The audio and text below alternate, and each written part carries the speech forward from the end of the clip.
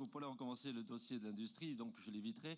Mais en tout cas, avec Didier Parakian, il était important qu'on fasse le point des 19 mesures et de l'état d'avancement des 19 mesures depuis le conseil municipal spécial qui nous avait réunis. Alors, simplement, je profite des 5 rapports qui arrivent, là, notamment le rapport 81, qui fait le point sur l'école de la deuxième chance, dont je rappellerai peut-être, mais Madame Vassal le sait parfaitement également, puisqu'elle cofinance la deuxième école de la deuxième chance, voilà, qui avance très vite, elle avance même tellement vite qu'on n'a pas fait la pose de la première pierre, puisqu'on est allé, le chantier avance très très bien, donc ça sera plutôt pour l'inauguration. La Cité des métiers, la Maison de l'emploi qui fonctionne très bien et qu'on continue à subventionner, Initiative Marseille Métropole également, et notre mission locale de la ville de Marseille, la plus grande de France, voilà, qui reçoit 25 000 jeunes et qui vient de signer un contrat avec l'État pour accueillir 1200 jeunes particulièrement éloignés de l'emploi que nous allons donc accueillir pour la garantie jeune, et c'est donc un doublement des effectifs. Alors avec Didier Parakian, comme on l'a précisé, on a réuni cette commission spéciale. Je voulais remercier évidemment Jean-Marc Coppola, Eugène Caselli, Dominique Vlasto, Stéphane Marie, Antoine Maggio et Jeanne Marty qui ont pris de leur temps pour venir enrichir nos débats. Ils étaient passés sous la tutelle morale de Jean-Charles Blanc, qui est le directeur territorial de Pôle emploi, qui est venu lui-même annoncer les chiffres sur Marseille, ce qui nous paraît être une garantie d'objectivité. Première bonne nouvelle, mais ça a été annoncé et indiqué par Yves Morenne tout à l'heure, le taux de chômage à Marseille est passé au-dessous de la barre historique des 12%, voilà, 11,7 exactement, c'est-à-dire que c'est même un point de moins que lors de notre conseil municipal qui s'était tenu, et par rapport aux chiffres de 95, c'est 22 qui était de 22%, donc vous voyez que c'est 11 points de moins, c'est un chiffre énorme, 11 points de moins que par rapport à 95.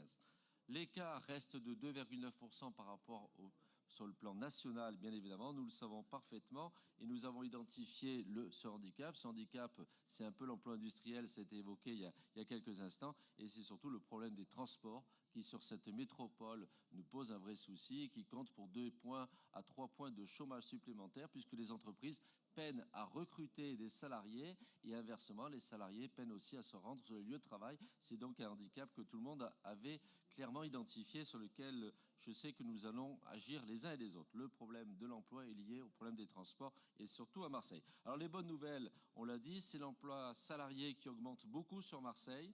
11 000 emplois ont été créés depuis 2014. C'est donc un très bon chiffre. L'emploi salarié privé augmente. Le domaine qui tire l'économie marseillaise et métropolitaine, c'est la santé et les métiers de service, c'est de manière incontestable.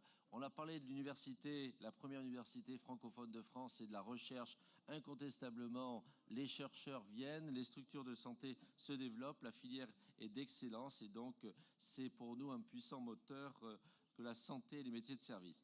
Le tourisme, évidemment, on en a parlé beaucoup, mais c'est vrai que c'est plus de 1800 emplois salariés privés rien que sur Marseille. Et le secteur du tourisme, c'était encore évoqué dans la presse régionale, malheureusement n'arrive pas à trouver les compétences sur le plan local pour pouvoir recruter, ce qui freine l'embauche à Marseille. Et donc c'est vrai qu'il y a des centaines, voire même des milliers d'emplois disponibles dans ces métiers et qui cherchent preneurs. Il suffit maintenant d'adapter la formation et peut-être un peu de bonne volonté.